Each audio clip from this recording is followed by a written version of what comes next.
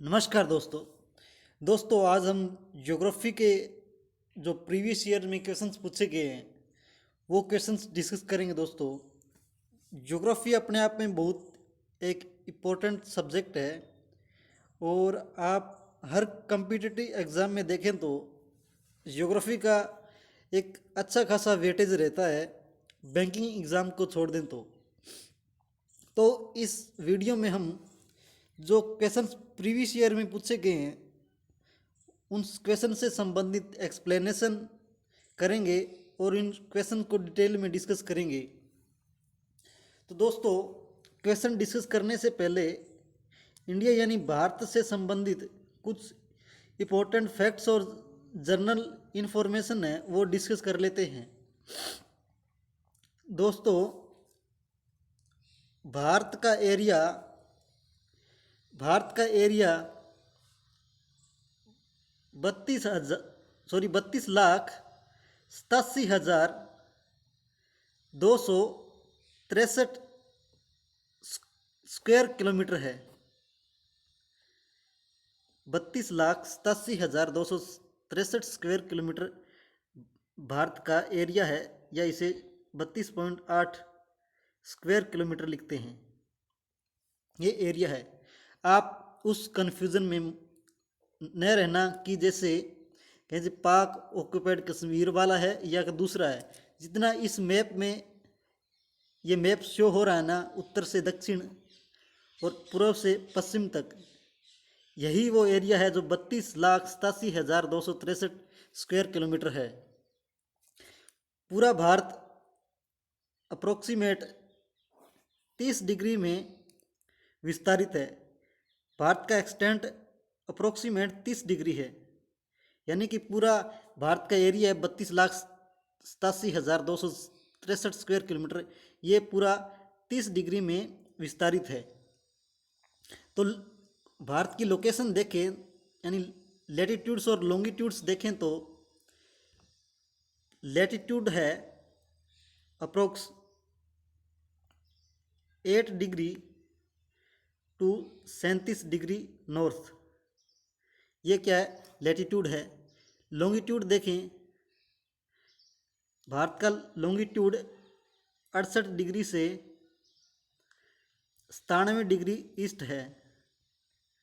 97 degree east, यानी कि approx आप 30 डिग्री कह सकते हैं। ठीक है दोस्तों, ये है। और भारत एरिया के हिसाब से दुनिया में 7वां सबसे बड़ा देश है। क्या है? 7वां सबसे बड़ा देश है एरिया के हिसाब से। और सबसे बड़ा एरिया के हिसाब से देश है रसिया। 1 नंबर पर रसिया है, उसके बाद है कनाडा, फिर है चाइना, चाइना के बाद है USA, United states of America, यानी कि चाइना यूएसए से एरिया के हिसाब से बड़ा है।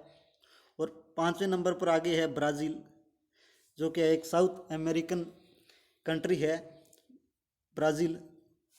और पॉपुलेशन वाइज ये एरिया के हिसाब से होगी। और पॉपुलेशन वाइज सबसे बड़ा देश है चाइना। चाइना के बाद है इंडिया, फिर है यूएसए। यूएसए तीसरे नंबर पर है पॉपुलेशन के हिसाब से। दुनिया का तीसरा सबसे बड़ा देश है यूएसए। उसके बाद है इंडोनेशिया।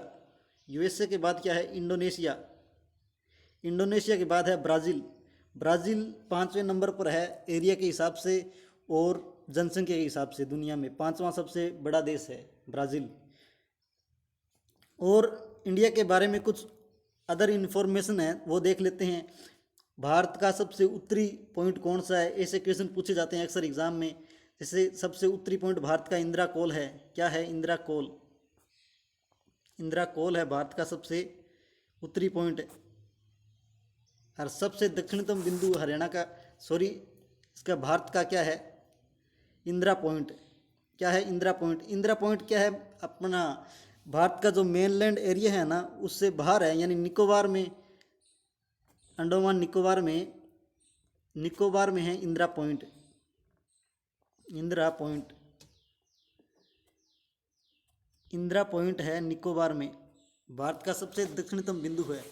और भारतीय प्रायद्वीप का मतलब इंडिया का जो मेनलैंड है उसका दक्षिणतम बिंदु कौन सा है? वो कन्याकुमारी के पास क्या है? केप कोमोरिन है। क्या है? केप कोमोरिन है कन्याकुमारी के पास। अब आ जाइए पूर्वी पूर्वी भारत के पूर्वी हिस्से में है अरुणाचल प्रदेश, और अरुणाचल प्रदेश में है किबिथु। क्या किबिथु? किबिथु है वो भारत का सबसे पूर्वी बिंदु है। और पश्चिम बिंदु यानी पश्चिमी हिस्सा भारत में कौन सा है? गुजरात वाला। और गुजरात में क्या है? सर क्रीक सबसे क्या पश्चिमी हिस्सा है भारत का।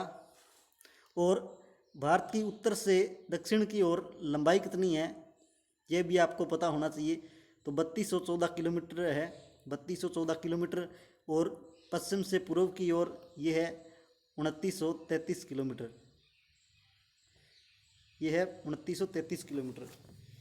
ये कुछ इन्फॉर्मेशन थी भारत के बारे में। और भारत का एरिया है ना ये 32,87,263 स्क्वायर किलोमीटर या 32.8 स्क्वायर किलोमीटर। ये पूरे संसार का 2.42% है। यानी कि जो पूरा संसार का भूभाग है उसका हमारे पास 2.42% है। और हम पॉपुलेशन के हिसाब से दूसरे सबसे बड़े देश हैं। ठीक है दोस्तों, ये कुछ इन्फॉर्मेशन थी। अब क्वेश्चंस डिस्कस करते हैं। फर्स्ट क्वेश्चन है अपना, राष्ट्रीय आपदा प्रबंधन संस्थान का मुख्यालय कहाँ पर है? यानी कि एनडीएमए का हेडक्वार्टर पूछा है कहाँ पर है, तो इसका राइट आंसर होगा ए दिल्ली। दिल्ली में है एनडीएमए। आपने इसका नाम तो सुना ही होगा, जो डिजास्टर से संबंधित एक एजेंसी है जिसका हेडक्वार्टर क्या है? दिल्ली में है। एक्सप्लेनेशन देख लेते हैं। राष्ट्रीय आपदा प्रबंधन संस्थान national disaster management authority NDMA का मुख्यालय दिल्ली में है। और भारत में आपदा प्रबंधन के लिए यह एक प्राधिकरण है। इसकी स्थापना 27 सितंबर 2006 को राष्ट्रीय आपदा प्रबंधन अधिनियम 2005 के तहत की गई है। इसके अध्यक्ष प्रधानमंत्री होते हैं। इसके अध्यक्ष दोस्तों प्रधानमंत्री होते हैं। और यह भारत सरकार के गृह मंत्रालय की एक नोडल एजेंसी है। क्या है? एक नोडल एजेंसी है जो देश में प्राकृतिक और मानव निर्मित आपदाओं से निपटने के लिए समय पर संसाधन निर्माण करती है। यानी कि इसका उद्देश्य है समय समय पर जो ऑल इंडिया पूरे भारत में जो प्राकृतिक या मानव निर्मित आपदाएं आती रहती है उनसे निपटना, मेन उद्देश्य यही है इस एजेंसी का, national disaster management authority NDMA. ये एनडीएमए का लोगो है, नेशनल डिजास्टर मैनेजमेंट अथॉरिटी का ये लोगो है। नेक्स्ट क्वेश्चन है, संसार का सबसे गर्म स्थान कौन सा है? ये पूछा है संसार का सबसे गर्म स्थान कौन सा है। तो ऑप्शन में आपने देखा होगा कि जैकोबाबाद, कोलंबिया, किलिबी, बगदाद, ये सभी अपने आप में के गर्म स्थान है। कोलंबिया को कंपेरेटिवली छोड़ दें तो कनाडा में, वो भी कनाडा में बहुत गर्म स्थान है कोलंबिया। तो संसार में सबसे गर्म स्थान कौन सा है? संसार में सबसे गर्म स्थान किलिबी है जो ट्यूनीशिया में है। ट्यूनीशिया कहाँ है? अफ्रीका में।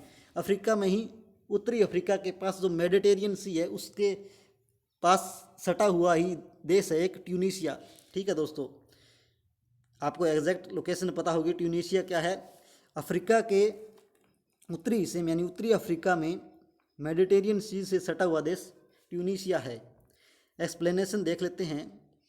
ट्यूनीशिया की लिबी में सन 1931 में 55 डिग्री सेल्सियस तापमान नोट किया गया था। यानी कि 55 डिग्री सेल्सियस बहुत ज़्यादा तापमान है, अब तक रिकॉर्ड किया गया तापमान 55 डिग्री सेल्सियस। हाल ही में कनाडा के पश्चिमी हिस्से कई शहरों का तापमान 39 डिग्री सेल्सियस से ऊपर पाया गया था। कनाडा में 39 डिग्री किसी स्थान का तापमान हो जाना अपने आप में क्या है? एक बहुत ज़्यादा तापमान है, क्योंकि कनाडा के एक शीत जलवायु वाला प्रदेश है या देश है, रीजन है, उसमें 39 डिग्री तापमान पहुंच जाना बहुत बड़ी बात है। तो ठीक है दोस्तों, ये ट्यूनीशिया में है। और ट्यूनीशिया की कैपिटल क्या है? ट्यूनीशिया की कैपिटल ट्यूनिस है। क्या है? ट्यूनिस। ट्यूनिस है ट्यूनिसिया की कैपिटल। कि लीबी में सबसे ज़्यादा तापमान देखने को मिला था 55 डिग्री सेल्सियस। नेक्स्ट क्वेश्चन है, निम्न में से ऐसा कौन सा घास का मैदान है जिसमें पेड़ बहुत कम, जिसमें क्या है पेड़ बहुत कम होते हैं और छोटी घास होती है। क्या है, पेड़ बहुत कम और छोटी घास होती है। आप इमेजिन कीजिए जिसमें पेड़ बहुत कम और छोटी घास ज़्यादा हो, वो कौन सा रीजन होगा। तो इसमें दे रखा है सवाना, स्टेपी, मैनग्रोव, डाउन। तो इसका राइट आंसर होगा ये जो विशेषताएं दे रखी है स्टेपी की दे रखी है, स्टेपी, जिसमें क्या है बहुत कम पेड़ और छोटी घास क्या है ज़्यादा होती है। एक्सप्लेनेशन देख लेते हैं। स्टेपी घास के मैदान मुख्यतः बहुत कम पेड़ और छोटी घास पाई जाती है। स्टेपी को शीतोष्ण घास का मैदान भी कहा जाता है। स्टेपी को क्या है शीतोष्ण घास का मैदान भी कहा जाता है। ये है स्टेपी। इसमें क्या छोटी छोटी घास ज़्यादा होगी और पेड़ बहुत कम होंगे, यानी कि थोड़ा दूर से देखेंगे तो स्पष्ट दिखाई देगा क्योंकि पेड़ होंगे नहीं, अधिकांश के घास ही है। नेक्स्ट क्वेश्चन है, जम्मू कश्मीर में सबसे लंबी नदी कौन सी है। सतलज, झेलम, चिनाब, सिंधु। तो ये बताना है जम्मू कश्मीर की सबसे लंबी नदी कौन सी है।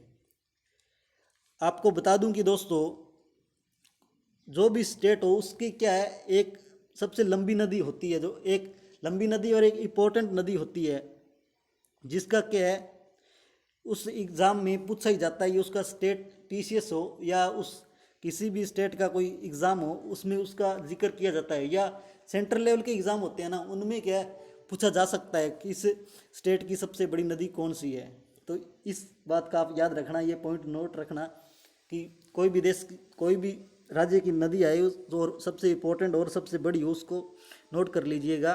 तो जम्मू कश्मीर की सबसे बड़ी नदी कौन सी है, तो चिनाब सबसे बड़ी नदी है और लंबी नदी है किसकी, जम्मू कश्मीर की। तो सी इसका राइट आंसर हो जाएगा।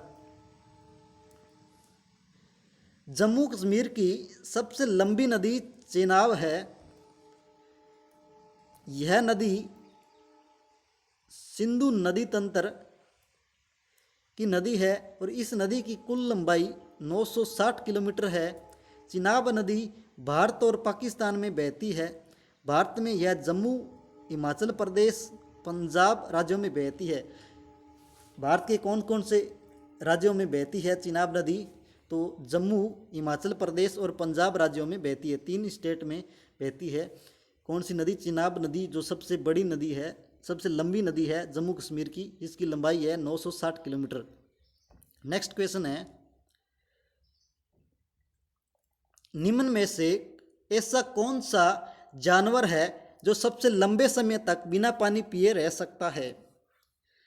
ये मोस्टली स्टूडेंट्स का ये क्वेश्चन गलत होगा। सभी स्टूडेंट लगभग इसका जवाब ऊंट देंगे, पर इसका जवाब ऊंट नहीं है। ऐसा कौन सा जानवर है जो सबसे लंबे समय तक बिना पानी पिए रह सकता है, तो बिना पानी पिए रहने वाला जानवर है कंगारू रेट। डी इसका राइट आंसर होगा, कंगारू रेट। क्या है, कंगारू रेट। एक्सप्लेनेशन देख लेते हैं। कंगारू रेट सबसे लंबे समय तक बिना पानी पिए रह सकता है। यह जीव ऑस्ट्रेलिया में पाया जाता है। जिराफ सबसे लंबा जीव है, ये तो पता ही होगा। ऊंट के बारे में देख लेते हैं। ऊंट लगभग 7 महीने तक बिना पानी पिए रह सकता है। इस समय में वह अपने खाने पीने की आपूर्ति अपनी कुब्बड़ में भंडारित वसा का इस्तेमाल करता है, यानी जो स्टोरेज फैट होती है उसकी कुब्बड़ में जिस समय उसे खाना पानी नहीं मिलता उस समय उस वसा का वह यूज करता है अपनी क्या एनर्जी लेने में। ठीक है दोस्तों, मतलब कि अपनी कूब में भंडारी जो वसा होती है ना, जो पानी नहीं पीता, वो पानी खाना नहीं पीता ऊँट, उसका इस्तेमाल करता है। और सबसे लंबे समय तक कौन रहेगा, कंगारू रेट, जो ऑस्ट्रेलिया में पाया जाता है। कंगारू रेट ऊँट से भी ज़्यादा के बिना पानी पिए रह सकता है, कंगारू रेट। नेक्स्ट क्वेश्चन है, स्वेज कनाल बनने के बाद भारत की समुद्री दूरी कितनी कम हुई है? स्वेज कनाल बनने के बाद भारत की समुद्री दूरी कितनी कम हुई है, ये आपको बताना है। तो इस क्वेश्चन का राइट आंसर है सी, 7,000 किलोमीटर। यानी कि स्वेज कैनाल बनने के बाद 7,000 किलोमीटर की दूरी कम हुई है भारत की। यानी स्वेज कैनाल बनने के बाद भारत व्यापार करता है जैसे यूरोपियन कंट्री है उनके साथ। तो एक्सप्लेनेशन देख लेते हैं। स्वेज कैनाल बनने के बाद भारत की समुद्री दूरी 7,000 किलोमीटर कम हुई है। इस कैनाल का निर्माण 1859 ईस्वी में शुरू हुआ और 10 साल के बाद यानी कि 1869 में बनकर तैयार हुई। यानी इसको टाइम लगा था, 10 साल का टाइम पीरियड लगा था और 1859 में क्या इसका निर्माण स्टार्ट हुआ था और 1869 में बनकर तैयार हुई थी स्वेज कैनाल। ये है स्वेज कैनाल, देख रहे हो ना आप, ये है स्वेज कैनाल। ठीक है दोस्तों, ये किस किस को जोड़ती है? ये जोड़ती है रेड सी और मेडिटेरियन सी को। किसको जोड़ती है? रेड सी और मेडिटेरियन सी को जोड़ती है स्वेज कैनाल। ये अक्सर पूछा जाता है, इम्पोर्टेंट क्वेश्चन है ये, फ्रिक्वेंटली पूछे जाने वाला क्वेश्चन है। किसको जोड़ती है? मेडिटेरियन सी और रेड सी को। नेक्स्ट क्वेश्चन है, भारत में सबसे ज़्यादा कॉटन किस राज्य में होती है? भारत में सबसे ज़्यादा कॉटन किस राज्य में होती है? इस तरह के क्वेश्चन दोस्तों अक्सर एग्जाम में पूछे जाते हैं।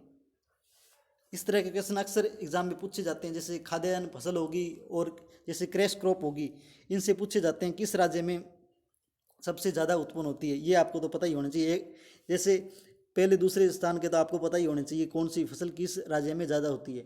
तो कॉटन सबसे ज़्यादा कहाँ होती है दोस्तों?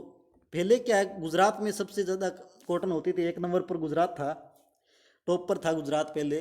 तो हाल ही के वर्षों में देखा गया है कि महाराष्ट्र टॉप पर आ गया है कॉटन के मामले में। तो इसका राइट आंसर होगा महाराष्ट्र। एक्सप्लेनेशन देख लेते हैं। भारत में सबसे ज़्यादा कपास महाराष्ट्र राज्य में होती है और दूसरे स्थान पर गुजरात का नंबर है। कपास एक रेशेदार फसल है और इसके लिए काली मिट्टी सर्वाधिक उपयुक्त होती है। काली मिट्टी यानी रेगुर, जो इस रीजन में पाई जाती है, गुजरात और महाराष्ट्र वाले रीजन में। विश्व में भारत कपास का तीसरा सबसे बड़ा उत्पादक देश है। विश्व में भारत का स्थान कौन सा है? कोई भी फसल हो या क्रैश क्रॉप कोई फसल हो, उसके बारे में कौन सा स्टेट अव्वल है और उसमें भारत का क्या पोजीशन है वर्ल्ड में, ये आपको पता होना चाहिए। नेक्स्ट क्वेश्चन है, संसार में सबसे बड़ा ग्लेशियर कौन सा है? संसार में सबसे बड़ा ग्लेशियर कौन सा है? Gangotri, Siachen, Lambert Fisher glacier, Baltoro glacier. तो इसका राइट आंसर होगा लैम्बर्ट फिशर ग्लेशियर। ये संसार का सबसे बड़ा ग्लेशियर है। संसार का सबसे बड़ा ग्लेशियर लैम्बर्ट फिशर ग्लेशियर है जो अंटार्कटिका महाद्वीप में स्थित है। भारत का सबसे बड़ा ग्लेशियर सियाचिन है जो लगभग 18,000 फीट की ऊंचाई पर स्थित है। यह संसार का सबसे ऊंचा बैटलफील्ड है। यह क्या सबसे बड़ा संसार का सबसे ऊंचा क्या बैटलफील्ड है? बैटलफील्ड मतलब लड़ने का ग्राउंड है, एक 18,000 फीट पर ऊंचाई पर स्थित है सियाचिन। ठीक है दोस्तों, ये है अंटार्कटिका। अंटार्कटिका में भारत का क्या है, एक रिसर्च सेंटर है दक्षिण गंगोत्री। क्या है? दक्षिण गंगोत्री। दक्षिण गंगोत्री है। एक दूसरा और है, उसका नाम आपने कमेंट बॉक्स में बताना है, क्या नाम है दूसरे का। ये वोस्टोक रशिया का है, ये सिडनी यूके का है, सैन साउथ अफ्रीका का है, बहुत से देशों का, ये हेली यूके का है, यहाँ बहुत से देशों का है, आप देख लेना। नेक्स्ट क्वेश्चन है, भारत का सबसे गहरा बंदरगाह कौन सा है? भारत का सबसे गहरा बंदरगाह कौन सा है? कांडला बंदरगाह, पारादीप, कृष्णापट्टनम, कोच्चि। भारत का सबसे गहरा बंदरगाह कृष्णापट्टनम है। तो सी इसका राइट आंसर हो जाएगा। भारत का सबसे गहरा बंदरगाह कृष्णापट्टनम है जो आंध्र प्रदेश के नेल्लोर जिले में है। इसका नाम कृष्णापट्टनम विजयनगर के शासक कृष्णदेवराय के नाम पर रखा गया क्योंकि पुराने समय में वहीं से संचालित करते थे। भारत में 9 राज्य में बंदरगाह है, यानी कि आपको पता होना चाहिए भारत के कौन से राज्यों में बंदरगाह है, मतलब 9 राज्य में बंदरगाह है जिनकी क्या है सीमाएं बंगाल की खाड़ी और अरेबियन सागर को टच करती है। उनमें क्या है ओबेसली बंदरगाह होंगे, जिनमें महाराष्ट्र में सबसे ज़्यादा बंदरगाह है। कौन से राज्य में ज़्यादा बंदरगाह है? महाराष्ट्र में सबसे ज़्यादा बंदरगाह है। नेक्स्ट क्वेश्चन है, नंगा पर्वत चोटी कहाँ पर स्थित है? नंगा पर्वत चोटी कहाँ पर स्थित है? हिमाचल प्रदेश, सिक्किम, उत्तराखंड, गिलगित बाल्टिस्तान। तो इसका राइट आंसर होगा डी, गिलगित बाल्टिस्तान। नंगा पर्वत चोटी कहाँ है? गिलगित बाल्टिस्तान में है। नंगा पर्वत चोटी गिलगित बाल्टिस्तान के जिले टाइमर में स्थित है। नंगा पर्वत हिमालय का सुदूर पश्चिम हिस्सा है। क्या है? सुदूर पश्चिम हिस्सा है। नंगा पर्वत गिलगित बाल्टिस्तान में स्थित है। ये है नंगा पर्वत। नेक्स्ट क्वेश्चन है, बस दोस्तों यही क्वेश्चन थे, इतने क्वेश्चन थे।